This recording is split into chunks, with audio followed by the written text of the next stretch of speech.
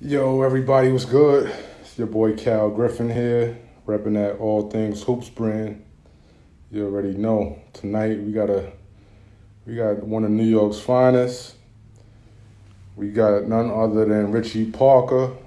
If you if you tuned in or you got any kind of pulse to the New York City basketball scene, you already know. Yo, moving pictures, man. What up? What up, moving pictures? I'll expose that later. Anyway, man. Now today, again, we got Richie Parker. Then my man go right there. We gonna get right into it. All right, bet. Yo, Rich, I just sent you the request. Yo, yo. Yo, oh my God, what's up? What's good, bro? Yo, what's good? How you doing? I'm chilling, man. Same old stuff. I see you broke out the vintage joint. You know what I mean? I had to put the jersey on. I saw Babyface. He had his Grammys up, so, Yeah. Nah, of course, man. That's that number 23, right? Oh, yeah, for sure. That's the, Okay. Just making sure. Just making Mad Center sure. joint. That's the Mad Center joint. Yeah. We're That's gonna get into that's where that. it all started. That's what's up, man. That's what's up. First and foremost, man, thanks for granting me this exclusive interview. I know you don't do a lot of these interviews, so it was definitely a humbling experience to have that rapport with you and for you to accept the invitation to join the platform and to tell your journey, to give a little insight on your Yeah, journey. yeah, for sure. Thank you for having me on here. We've been trying to do this for Yeah, for a minute ages, now. bro. We've been Yeah, trying to do yeah. this for a long time. And Like you then said, I don't do a lot of joints because, but I respect you, and that's why I agreed on it. nah, of course, man. It's all love, man. I definitely appreciate that, and that feeling is mutual. You know what I'm saying? It been that way before you Facts, facts, before you even knew who I was or knew me. I facts. had the utmost respect for you. Look, man, son, the Rams checking in. The Rams are Yeah, checking in. facts, facts, Akeem, facts. what up? I mean, a lot of the story eventually gotta be told, but this part one of it. Yeah, no doubt, no doubt. But before we get into it, man, I'd like to shout out my sponsor, Soul Pack. You definitely check those guys out. They manufacture a quality product in terms of bags, where Yeah, you can actually store your sneakers in. I seen it. That's it. I seen it. I like that. I like them joints. Yeah, so these are the joints right here. This is my pride and joy right here. But this is like one of the old-fashioned string bags, but definitely a lot more durable. And you can also store your sneakers in there as well. But No, yeah, we're I gonna like be them. doing a bunch of giveaways and stuff like that. So everybody, make sure that you follow both Soul Pack and All Things Hoops for your chance to win. But with your permission, man, I just we're gonna get right into it. Let's talk. All right, so ladies and gentlemen, with no further ado, Rich Parker. Some people know him from Manhattan Center. Some people know him from Riverside Church. Some people may know him from EBC at the Rucker. Playing with Fat Joe or LIU Brooklyn. Yeah.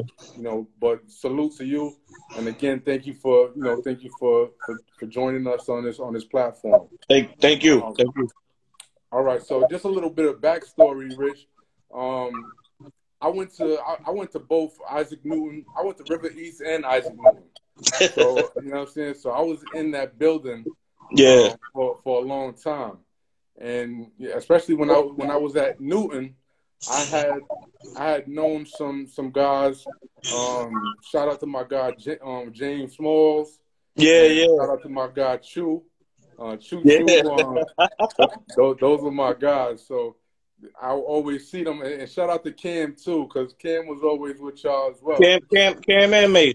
Yeah. So definitely salute to those guys. I was a little guy looking up to you guys, like wow, yo, they in high school, right? You know what I'm saying? Like, and We I'm just we we looking from the we was outside in, looking in. we was in at the time, bro. We Right, was right, in. right. So you know what I'm saying. So just kind of being that person on the outside looking in, and now having this platform, it's ideal for me, to be the person to actually be the person that's helping you tell the story right now. So it's been a while, it's been a minute, man. But in terms of your where did you develop your love for the game? At what Well, age did you develop that love and that passion well, for you know what? the It's crazy because I started out a little later than everybody else. I started out like around 12, 13. yeah. It's funny because I was in the football before this. Okay. You know what I mean? And we played two-hand touch, played tackle. I joined the team. We used to play on 145th and Lennox. And I saw a kid get knocked out. Word, got knocked out. So the ambulance came. By the time they was about to start the game over, I was on the bus heading home. Mm. You know what I mean? I came, brought my shoulder pads, my helmet, told my mother I ain't going back. So then I started playing, but my basketball started in Douglas. You Okay. know what I mean? I grew up on 110th, but I always played in Douglas. You know what I mean? I started out playing super biddies. Douglas had a Saturday program. Yeah. You know what I mean? So I started out super biddies. It was like, yo, he can't play super biddies. You know what I mean? Even though I was young, it was like I was getting 60, 50. It was like, yo, we got to move him up to biddies. Right. Then they moved me up to biddies, and I'm still getting 50, 60. And they was like, yo, we got to put him with the older cats. So Right. started at that time. Since then, I played with nothing but older people. Right. You know what I mean? So I was always the youngest person on the court. So all my friends, they was older than me. So they just took me underneath their wing. Like, Yeah. uh, going to Douglas, I had a big brother, Manuk.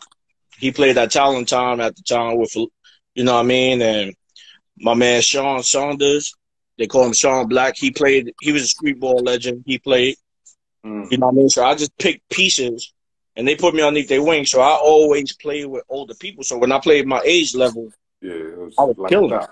I was killing it. Now, of course. And you said you were originally from the 110th Street on the east side or west? No, I'm from 110th in Columbus on the west side. Okay, okay. But I hung out in Douglas so much, people thought I was from Douglas. Right. And about you said you were about 13 years old, 12, 13 when you I say about 12. You know Okay. what I mean? Then we had a certain clique. That's when Douglas started. Just Say No, Yeah. 875. We was our Citywide, Douglas all yeah. team. Me, God bless the dead, Derek Graham, Mike Pettaway. We had our crew, and we was just running in like local tournaments, housing tournaments, just running through it. Yeah. So that's where basketball started in Douglas. That's tough. That housing tournament was it, man. You know Oh, what I'm saying? housing was everything. Yeah, They that ain't got was tournaments like housing. Just Say No, 875. You come to Douglas, you playing in that little gym. You go to Millbank, you playing in their little gym. It was crazy. Yeah, especially when it was raining or something outside or Oh, it was rain. I mean, because if it wasn't raining, we was playing outside. But yeah. it's raining. Douglas had a small gym, so Talk it was about no. You only had end lines. You didn't have no sidelines because that's where the chairs was. right. Yo, it was wars in there.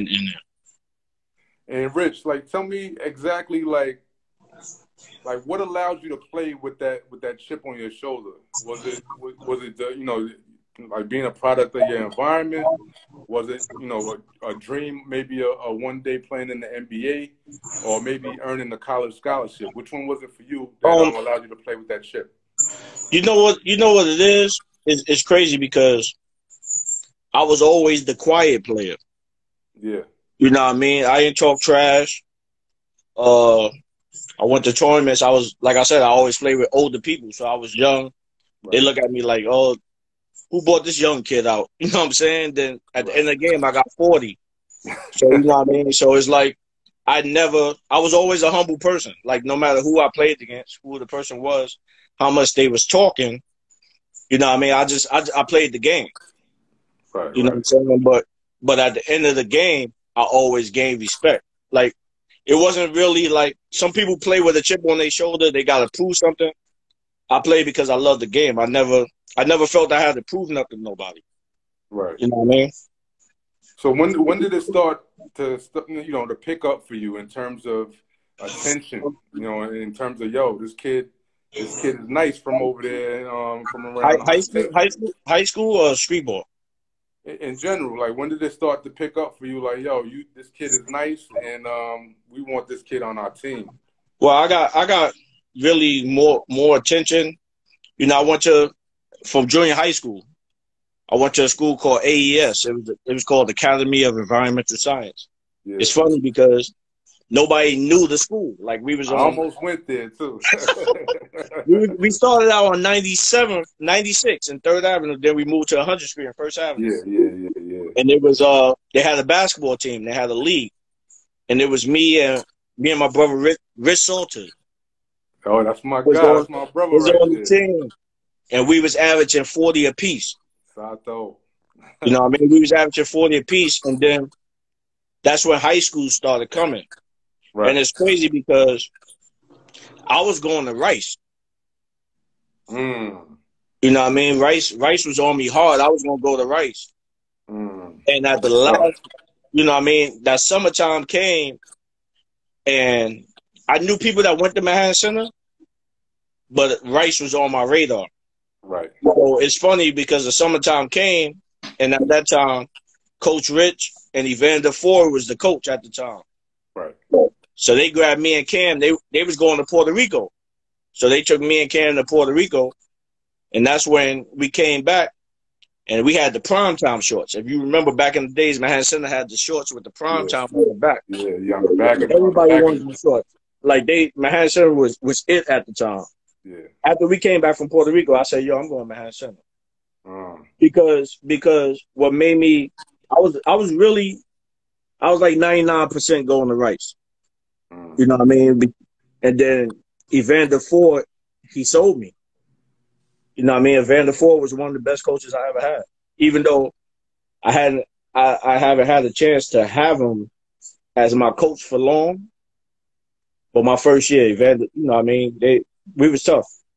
Right. So now you chose Manhattan Center, and like off top, you're playing varsity your freshman year.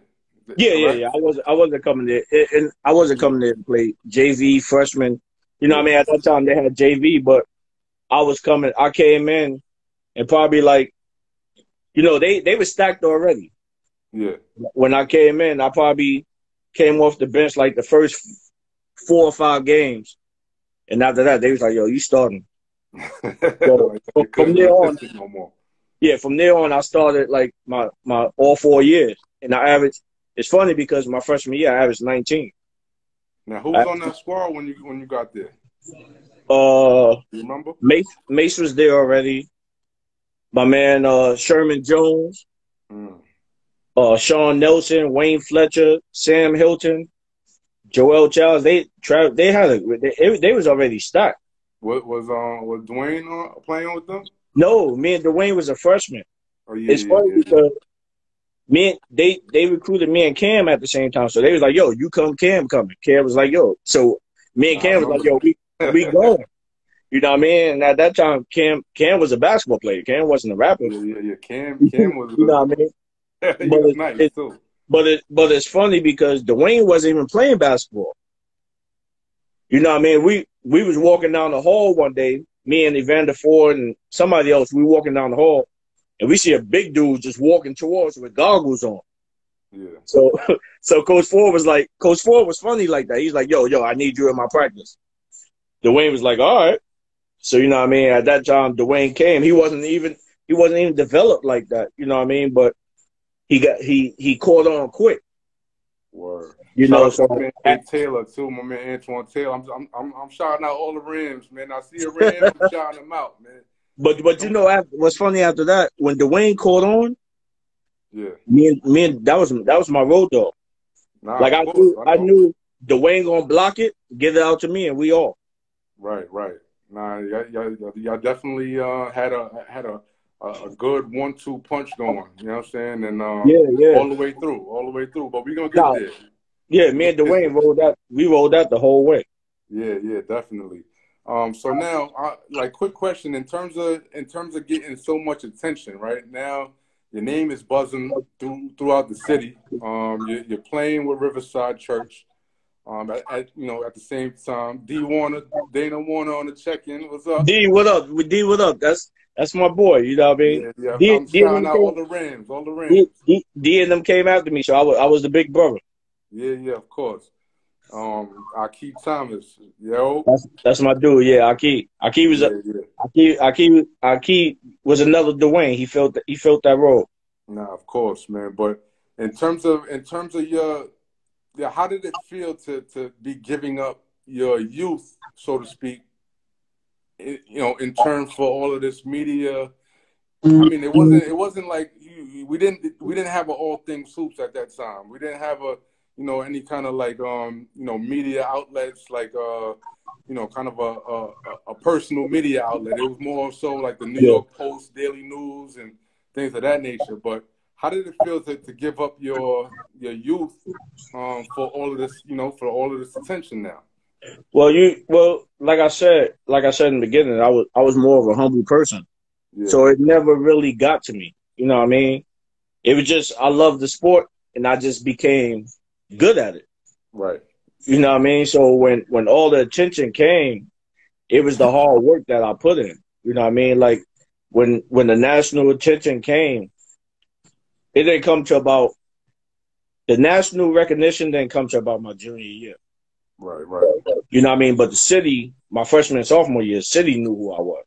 Yeah. But Shout out now, to Sarah on the check-in too. Sarah, Sarah on what the up? check-in. Yeah. I ain't seen these dudes in years. But Yeah, all the but Rams. I'm shouting all the Rams the out. Rams All is the there. Rams. We deep, son. We Yeah. deep. Y'all deep. But you know Yeah. what it is? Like the national attention didn't come to my junior year. Now, was that because of like did you go to like a lot of camps? Did you attend or was it just kind of tournaments? Riverside. You know Like what it is? what? Riverside helped me out a lot. You know, I give everything to Miss Leutch and I give everything to Thurman players, Coach Thurman, Yeah. because they mold me to the player I was. Thurman definitely mold me. You know what I mean? When I first started playing with Riverside, like I said, I was accustomed to playing with older people. Right. So when I was in the 9th grade, Mr. Leutch and Thurman put me on the older team. Right. I think me and Kareem Reed was the youngest. We was the 2 youngest people that they put on the older team because they normally didn't do that. That team was stacked. That team, everyone went Division I. Yeah.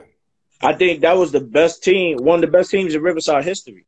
Yeah, you look around and everybody going No, through I'm that. talking about that team I was on. Yeah, I I was know. in 9th, Kareem was in 10th, and everybody else, you know what I mean, was going D1 at the time. I think Yeah, we lost like 1 game in 2 years. that's crazy. So that helped me playing on that older team because when I went back to my age division, It was like AAU, I was getting MVP and everything. You know what I mean? I was getting MVP and everything, and the national attention happened. Like I said, my junior year, I wasn't going to a lot of. I was going to 5-star camps. Yeah. But my junior year is when I got invited to the Nike All American camp in Chicago. Mm. You know How what was I mean? that experience? That's where the turning point happened because I went there and I was like, I'm going there to kill. Like I'm going there to make a name for myself. I didn't, you know what I'm saying? At that camp, it was Kevin Garnett, Ron Mercer, Vince Carter. They had names. Yeah. You know what I mean? I got invited because I was killing all the AAU tournaments. So that's when the turning point happened when I became All American because I went in camp and I averaged 35. That's crazy. You know what I'm saying? And it's funny because I played my first game, I had like 38. And then the second game was a marquee game because Kevin Garnett and Ron Mercer was on the same team. Me and Jermaine O'Neal was on the same team, but Jermaine was in 10th grade. Mm. That was the marquee game because of them three players. So I was like, I'm killing this game. Like, I don't care who on the court. I ended up having 38. I came back home. I jumped from like top 50 to top 25. That's fire. Shout out to Game Time Sports Drink, man. My man Norm Forbes, welcome to check-in. Yo, so like in terms of colleges, college attention and sending letters and things of that nature.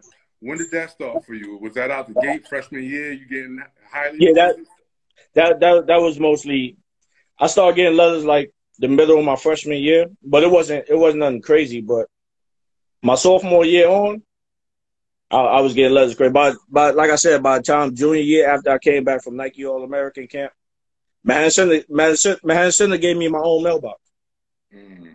Because Coach Jackson couldn't take it. We was filled, the office has a little mailbox. Oh man! So they gave me my own mailbox. The letters it was crazy. I was leaving out in bins full of letters at that time. At that time the letters was the biggest thing. Yeah. So I was going to collect mail, walking out with letters. You know what I mean? Oh man! Shout out to my man Kenny Anderson, the legend, man. On the check-in. Kenny, what up? What up? Definitely, man. But one of my idols. So what kind of schools was on you heavy at that time? At that time, bro, I had every school. Like I you know what I mean, and that I used basketball. I always had it where I could pick where I wanted to go. You know what I mean? I didn't want they had to choose me. You know what I mean? At that time, I was going in. I could have went anywhere. Like I had letters from my biggest schools was Seton Hall, St. John's, Miami. I was getting a lot of stuff from Miami, Florida State. And this is the St. John. This is the St. John's with Philippe in them, man. No, this St. John's before Philippe went there. Before Philippe even went there, because remember Philippe was a year ahead of me. Yeah, right. You know what I mean? So at that time, they probably had Dave Kane and them was on their way. Shout out to Dave Kane, man, director. Yeah, that's me and Dave Kane. We did a lot of stuff in the street, but I had schools from everywhere. Definitely. Syracuse was one of my big schools. What was something what was the kind of like attributes that you were looking for in a school? Or was it, what I'm saying, at that point you really didn't know? At that point, I was, you know what I mean? Like I said, letters was big at that time. That's like 92, 93. I'm seeing letters from all over. But I was looking for something that fit the way I played. Yeah. You know what I mean? New York City, we run and gun.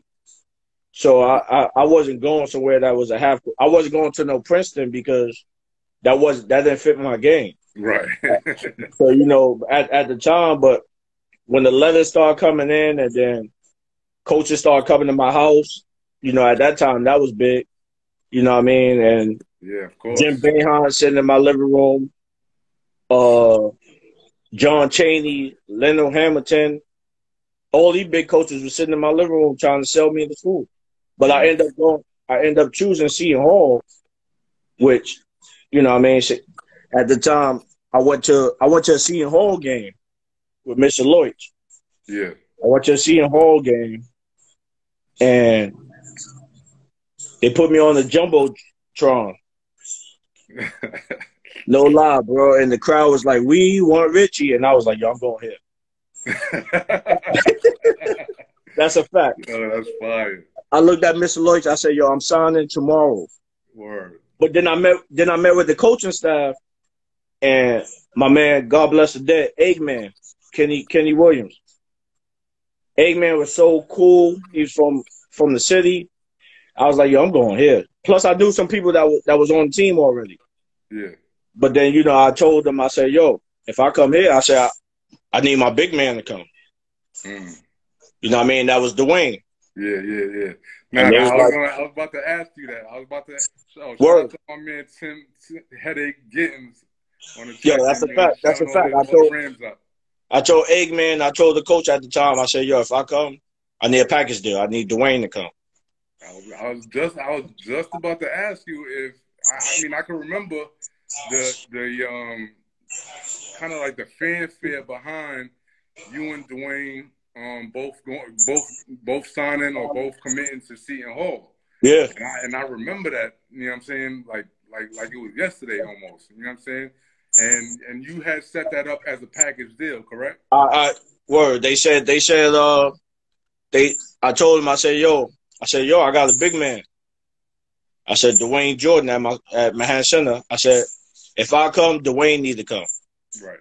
You know what I mean? Coach Rich at the time, it was Coach Rich, and I think Jackson was involved too. But I said, yo, if I come, I need Dwayne to come. Right.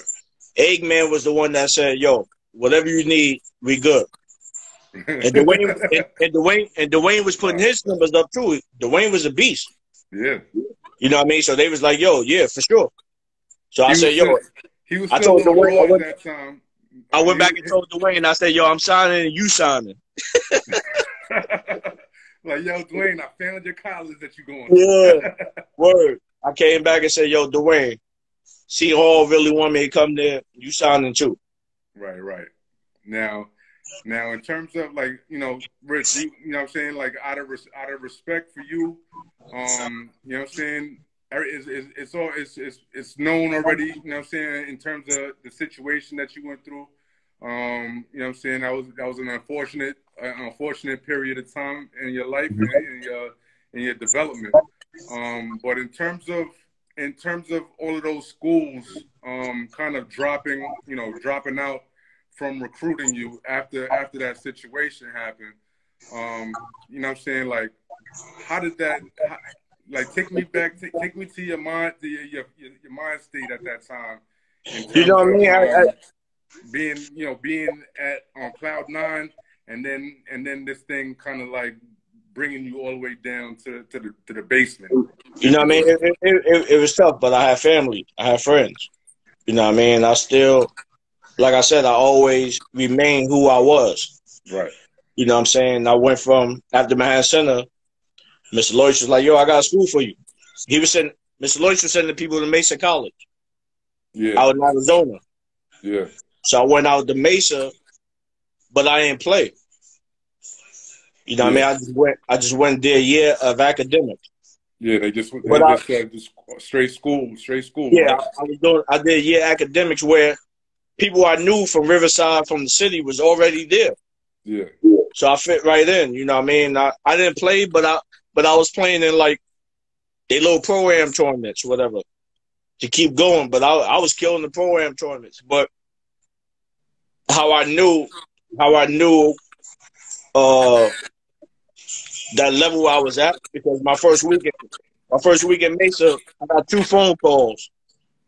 And my roommate, you know, like my cousin, Karee Anderson, Karee was there. He come with the phone one morning. He like, yo, somebody playing around. Charles Barkley on the phone. You know what I mean? So I'm like, yo, yeah, whatever. So I get on the phone. I'm like, yeah, what's up? So it's like, he like, yo, wake up. He like, yo, you out here, whatever you need, let me know. Word, it was C. Barkley on the phone? Word. He was like, yo, I'm sending a limo for you, and we're going to go out to party. Had you met him before that, though? I never met this dude a day in my life. Wow, I never met him a day in my life. He called one morning. He was like, yo, wake up. Whatever you need. I heard you out here, whatever you need. The next morning, we get back. We joking around. They joking around. Karee come back. Yo, it's Danny Manning on the phone. Mm. And at that time, they was big in Phoenix. You know what I mean? Danny Manning. Yeah. Heard you out here. Coach told me you out here. Whatever you want, let me know. But I ain't never really hit them up like that. Me and Charles hung out like once or twice, but you know what I mean? I really kept to myself. I was just playing. And then schools was coming at me on the low. Like, you know what I mean? USC was real big at that time. That's when Henry Bibby was there. Yeah. You know what I mean? Roger Groves had transferred to there. Barkley would have fucked around and Yo, had you wrapped up. I don't know which coach called them, but they was trying to sell it. Word. But then like I said, when I was in Mesa, I was trying to figure out, you know what I mean, what school I was gonna do after that. Because like I said, I ain't play. Right. So Mesa was like, yo, you could play next year. You know what I mean? And Roger Groves was like, yo, play next year. Roger was in communication. He's like, yo, play next year. Next year come to USC, we're gonna kill. Yeah. But then I came home and I met Ray Haskins. I met Coach Haskins. I met Julius. I knew Charles from Riverside. I knew Mike Campbell. Yeah, yeah. I went to visit. Ray Haskins was the best dude ever. I said, yo, I'm going there. Shout out to Netta on the check. Netta, what up? What's up? I'm shouting all the Rams out, man. I got to shout out my man Rock Lloyd, too. I just had a sit down with him on Monday, so you know okay. And he definitely had you in high regard as well. Pete Mulligan. Oh man, everybody in here, man. But you know what it was? They respected me because I was a humble person. I gave love to everybody. Yeah. I wasn't like nowadays. I see dudes, and I laugh because dudes be like, "I'm a street legend." How you can't call yourself a street legend? Yeah, you can't call yourself one. Somebody else, everybody else got to call you that. You can say I was nice, but you can't say you was a street legend. That's everybody else. You know what I mean? And, of course. And then like I said, that's when I got into street ball when I was like 16, 17. I was in Douglas. I wasn't big on street ball. I ain't know nothing about 55th and all that. You know what I mean? Hold on, Rich. Hold on. You getting ahead of yourself right now, Rich. Nah, but in terms of all right. So now you were at the junior college. You did that for a year. You didn't play ball at the junior college. Nah. But it was straight academics. It was straight academics. You know what I mean? Then, like I said, they offered me to play next year. But I met Ray Haskins. I met Jules. Yeah. I knew Charles was there. I knew Mike was there. Next year was going to be their first year playing. Yeah. So I went there, and Haskins was like, yo, he sold me. He was like, yo, we could take over the city. Yeah. You know, I ain't know nothing about LIU at the time. Then I said, you know, I'm coming here. I really want to go back to junior college and play the second year. I want to get my I was itching for that D1. Yeah, you get your D1 eligibility, get it popping. But LIU showed me nothing but love. That's why I went. Nah, that's tough, man. Mike Campbell definitely was a beast, you know, as was Charles Jones, obviously. Yeah. But how did it feel to play with those guys? You know what I'm saying? That was like a big three of the NEC. No, we won. Like I said, 97 champs, right? 97 champs. We won my first year. Off your free throws, man. Off your free throws. That was the free throws to win the game. But my first college game when I went to LIU was against St. John's. Felipe and them. Tough. That's tough. They was killing us in the paper. They said we was gonna lose by 50. They said we was gonna lose by 50, and at that time, Brian Mahoney was the coach. Charles had just came from Rutgers. He knew me because he recruited me. Right. And Mike, he said, yo, it's not gonna be easy. And we played them at St. John's. That's tough. So they killed. In terms of Charles Jones, though, like, how was it playing with him? Because he's a certified beast. But you know what it is? Like I said, I knew Charles from Riverside. Yeah. When I played on that older team. So I already knew what I was getting in Charles. You know what I mean? And I played against Mike and Just Say No when he was playing with Brooklyn. And I knew what Mike could give me. So I knew, like you said, we was the big three of the NEC. Definitely, man. And then winning that chip, you know, going to the big dance that year. You know, how was that experience? You know what I'm saying? That was was that a kind of a moment that, you know what I'm saying, because of all your trials and tribulations, you just kind of look back and say, I made it here anyway, you know what I'm saying? Like, F y'all. You know what it is? You know what it is? I knew we was on the map after that first game when we beat St. John's. You know what I mean? I knew it was that. I knew we was on the map. Like I said, like you said, then when we won the championship, we went to the tournament. I was like, damn, this is what I've been waiting for. Yeah. You know what I mean? Then we had Villanova. I said, oh, this gonna be, this is what I was waiting for. Everybody was waiting to be on that big stage. Like Charles came from Rutgers. Charles didn't play in the tournament. Mike never played in the tournament. I never played in the tournament. So that's what we was looking for. And Coach Haskins made sure we had a legit D1 schedule. Yeah. Like my man, JD say, man, the hood was definitely rooting for you guys, especially you. Yeah. We no lie. At that time, we probably was the biggest and best team in the city. We used to go out. Yeah. Everybody we used to go out, and they let us in clubs before they let Stephen them was on Knicks. Yeah.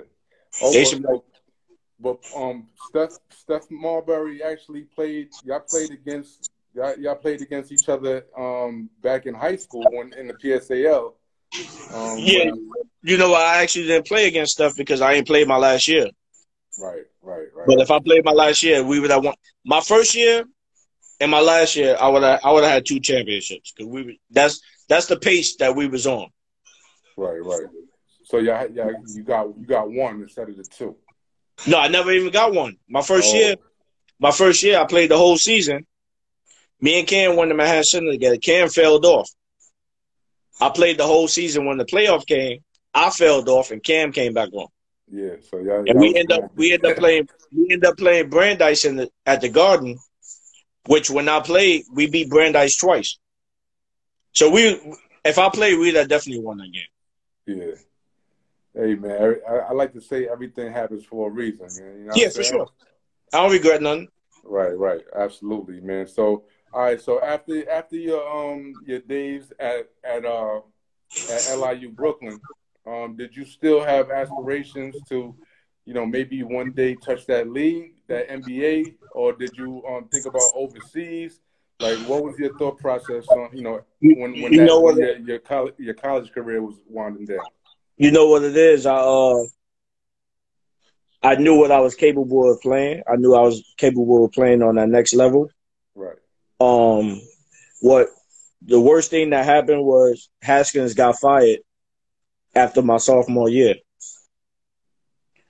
And then the only thing I regret is Haskins saying when he got fired, he wanted me to transfer.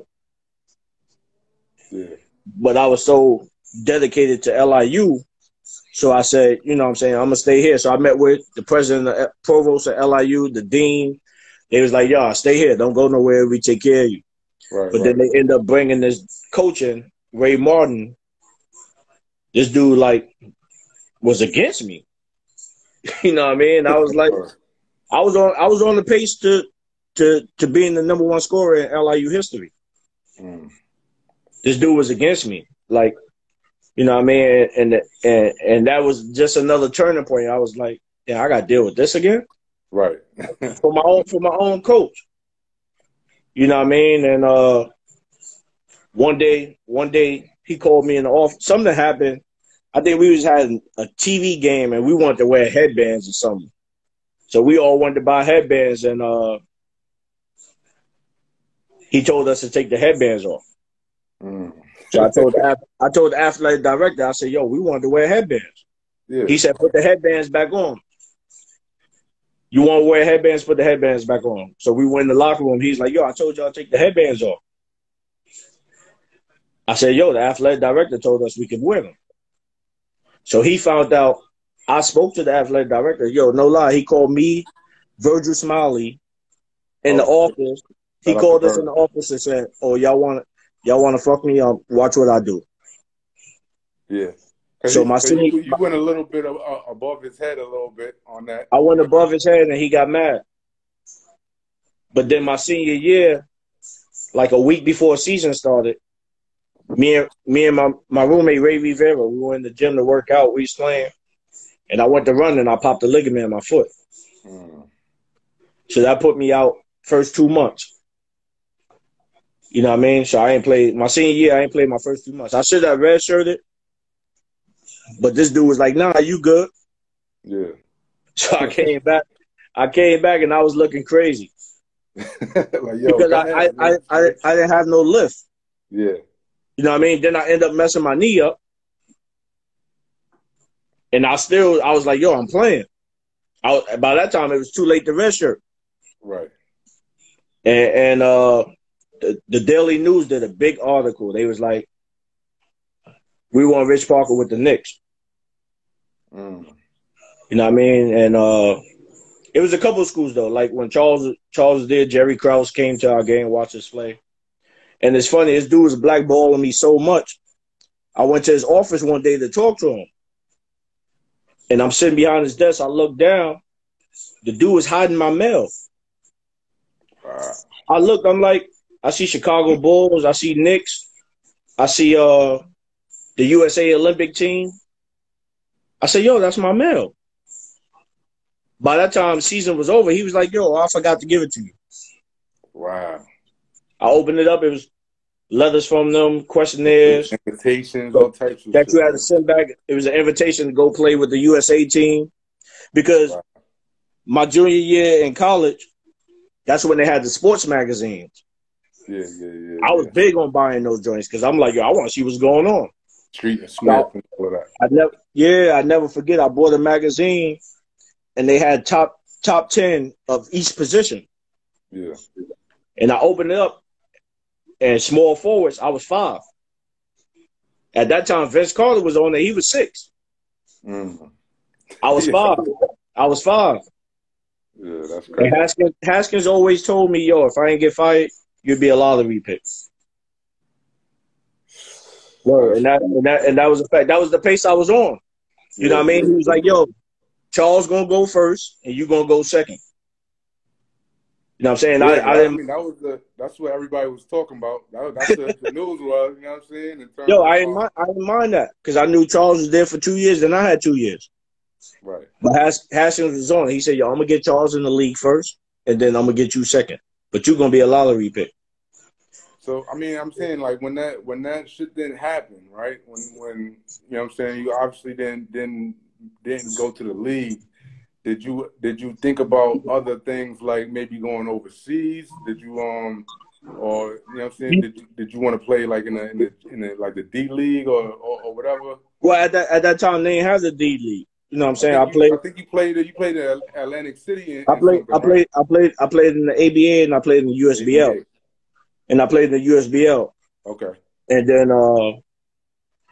but at that time I was on my way out of basketball because I'm dealing with this coach that, you know what I mean? Like I said, I'm back to square one. Like I got my own coach against me. Right. So at that time I was just playing because I like basketball, but then a couple offers came for overseas, but I was like, I could make that money here. I get a regular job and make that. Right. You got You know what I'm saying? I'm a realistic person. At that time, I had a son, so I was like, I'm going to stay here. The LIU was like, well, we want you to come back to work here.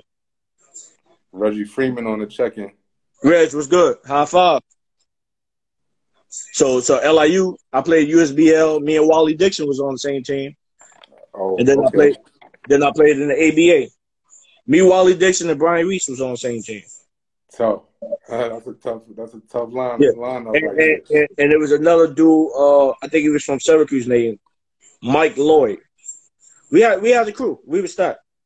And then that coach ended up getting fired. That coach ended up getting fired. But at that time, I was easing my way out of basketball. So when you were easing your way out of basketball, were you thinking about, you know, what was it that you were going to do, you know, in order to make a living? You know, you know, it's kind of public knowledge that you did a few commercials. You know, you were trying to you actually established a company called Park Dreams. If I'm Park Dreams. Yeah, when I finished up at LIU, me and Spike Lee was real tight. Tough. You know what I'm saying? So I couldn't do nothing when I was at LIU. So when I finished, he was like, yo, I need you. I got commercials for you. At that time, it was a Super Bowl. And he put me in 3 commercials for the Super Bowl. You know what I'm saying? Then after that, if you still tight with him, tell him I'm available. He put me in 3 straight commercials. Word. I'm watching Super Bowl commercials coming on. It was me. I did a commercial with Ray Allen. Then I did a commercial with me, Quentin Richardson, and Darius Miles. That's fire. And then he was like, "Yo, you want to do acting?" I was like, "Nah, I ain't doing no acting." So then Park Dreams came about. Park Dreams is really more of a sports company. I just wanted to give back. Right. And that was based out of Florida, correct?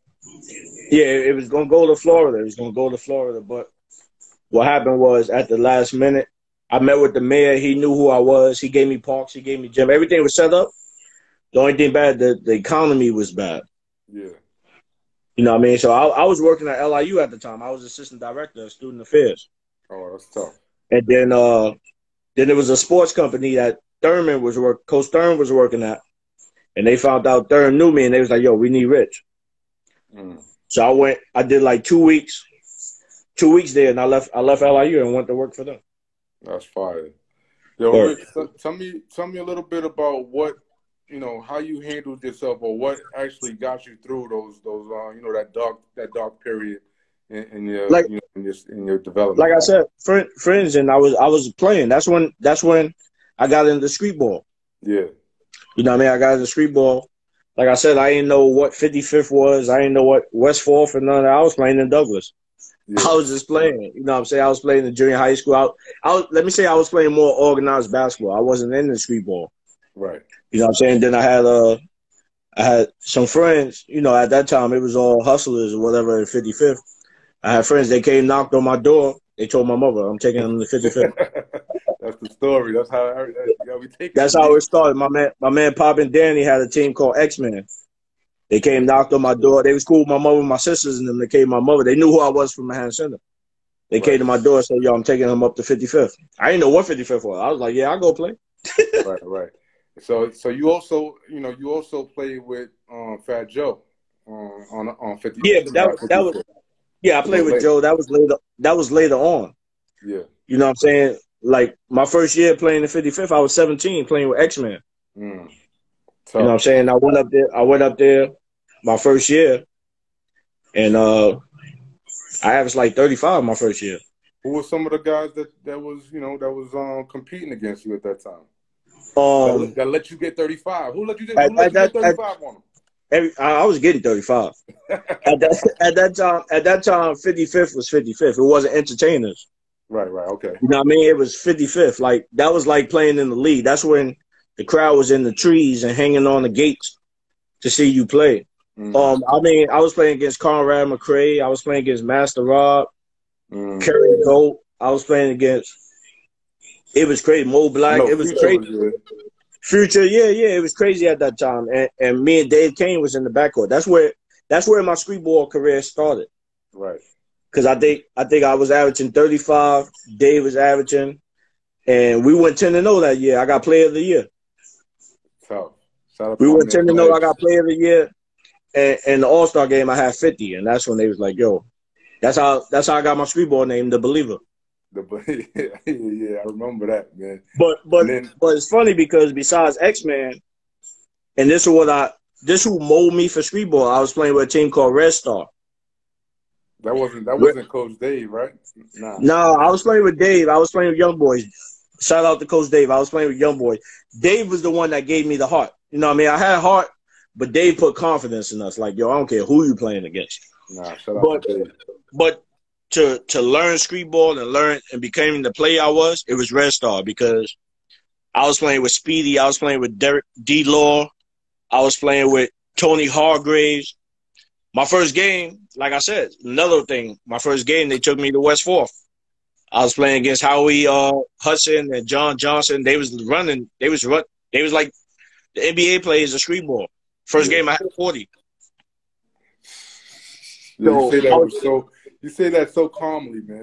Yeah. No, but that's facts though. But that's how it started. So I laugh when dudes be like, I listen to some dudes. They be like, "Oh, I was the first one to be 17 and play in 55th and do this." I was like, right. How is that possible? I played in 95. Y'all wasn't even playing at that time. Right. Before y'all even was coming outside, I was playing. But I don't look for the recognition though. I played, but I know what I did. Nah, definitely. So in terms of now, you know, getting into the street ball culture, you know what I'm saying? Because street ball is very important to myself. And I was out there a lot of times when you would play like Kingdom and things of that nature. Mm-hmm. Tell me, you know, how important was it to you know to play street ball and to contribute to that culture? Well, it was real important because once I started playing, I started doing my history. Yeah, You know what I mean? And I appreciate the people that paved the way for me. So once I started playing street ball, that's when the recognition started coming because outside of traveling to Riverside, that's when New York City had a chance to see me play besides Manhattan Center. right. You know what I'm saying? That's when the street ball recognition came. Shout out to my brothers James, which we started playing street ball together. You saw me, you saw him. Right. But then street ball, as I started getting the recognition, especially after we won our first championship, other teams started coming to get me. You know what I'm saying? At that time, they Yeah. were getting money away, but With that bag. not when you're 17 and somebody like, yo, take this shoebox and Yeah. shoebox is full of money. Take it upstairs. Don't even look at it. I wasn't used to that. I was like, oh, Oh, I'm okay. 17. Take this shoebox. I was like, oh, this is what street ball is about. Yeah, definitely. But then after that, that's when I started killing because I was like, but once again, I never bragged about it. Right. Nah, man, I barely heard you even speak, man. This is the most I've ever heard you speak, man, right here. I never bragged about it. Like dudes, like I said, dudes be like, yeah, I did this, I did that. I'm a street ball legend. You can't call yourself a street ball legend. Everybody else has to call you a legend. Everybody Self-proclaimed. else has to call you a street ball legend. Yo, But Rich, do me a favor, right? Remove yourself from being a player, right? I want you. Who's your favorite street baller and why? oh man, you're about to get me in trouble. Nah, you know what I mean. I had so many. Your favorite to watch. I had so many, but to be honest, to watch a street ball, I was young at that time, just getting into it. But Pookie Wilson, you know what I'm saying. I never saw nobody that just scored like that. You know what I mean. I had crazy. Pookie. I think I played with Pookie. I played against him in Kingdom. I was just talking to Ross Strickland about Pookie Wilson too. Yeah, Pookie, and I was a big Pearl Washington fan. Oh, tough. Like I said, when I was more of people that paved the way. Like I wasn't big on who I was playing at the time. I mean, even though like my first time playing street ball, I saw Master Rob. I was like, wow, this dude is different. Yeah. He was throwing passes like I'd never seen before. You know what I mean?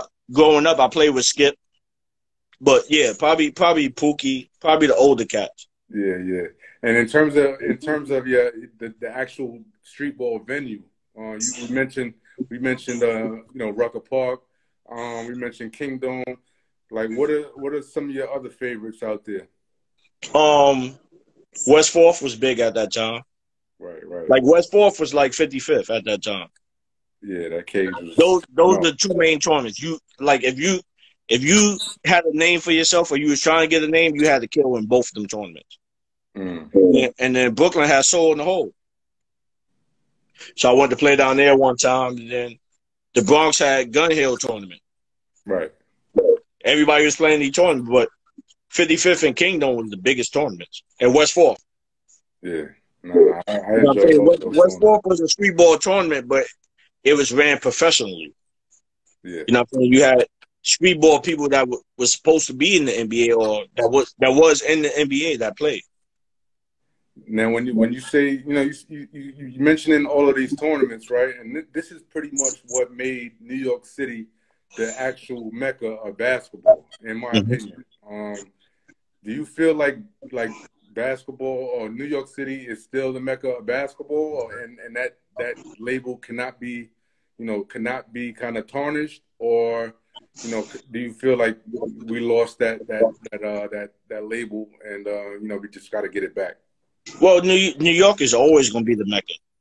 I mean, we lost it because we lost. To me personally, we lost a sense of what basketball is. You know what I mean? Once and one came out and 55th started turning to entertainers. Shout out to Headache, man. Shout out to Yeah, Headache. headache. What up? That was my teammate, man. But Nah, cause you said shout out to N1 and all that. You said yeah, I N1. think Shout out to yeah, for sure. But I think street ball lost that street ball, that hard work, that you know what I mean. It turned into church. You know what I mean. I remember.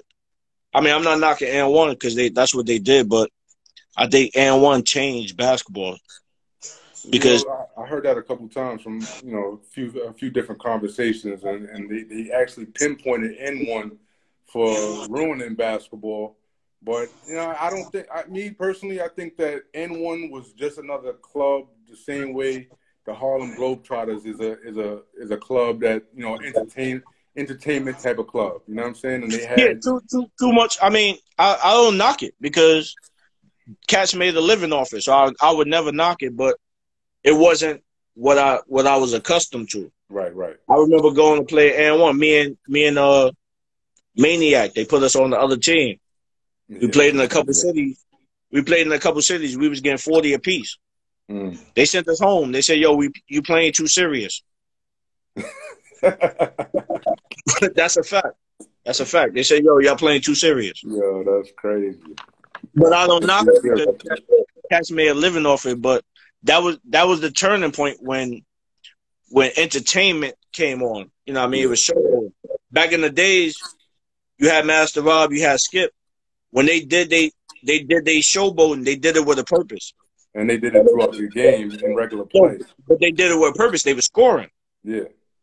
You know what I'm saying? Like, you had to play 3-4 years before you even earned the nickname.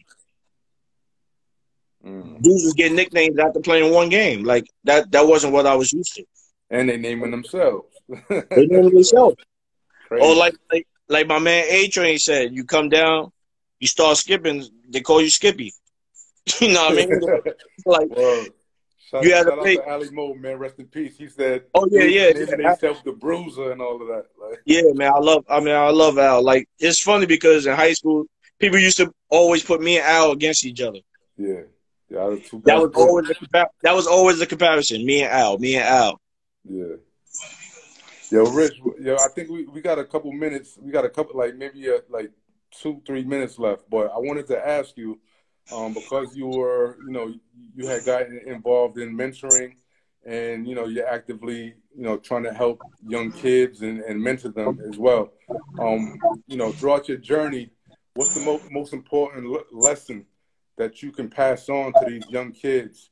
About staying focused or what have you. What message can you pass on to our youth? Well, it helped me. Like I said, I started out young. So all the older cats used to sit and talk to me. Me and Richie used to sit for hours and talk. You know what I'm saying? So my message is always to the kids nowadays is use basketball to pave the way to get ahead. Use it to pay for education. You know what I mean? Use it as networking because you're going to eventually go to college. Your roommate might be the owner of Facebook. You're building connections. You know what I'm saying? Everybody got the hoop dream, but use it so your parents ain't got to pay for school. Nah, that's a fact, man. That's a fact. That's a big fact. You know what I'm saying? Yeah. I appreciate that. Yo, Rich, man, we got about a minute left, man. You know what I'm saying? But I'd like to thank you, man, from the bottom of my heart. Thank you. Yeah, for sure. Thank you. One for me. And thank you. I appreciate you. You know what I'm saying? And definitely when this whole COVID-19 thing ease up a little bit, man, I'm gonna come chop it up with you, man. Come holler at you, man, and kick it, grab a beer or something, man. You know what I'm saying? Yeah. Then we can have that. Then we can have that real interview that we were talking about. Yeah. We gotta do it. But again, man, salute to you, your family. You know what I'm saying? I hope everybody stays healthy. Same to you. Kareem Reed late on the check-in, man. What's up? But yeah, man, I appreciate you, man, for coming aboard and telling your story. I appreciate you. Like I told you, anytime. You know what I mean? No doubt, champ. Be good, all right? You be good too. All right, bro. All right.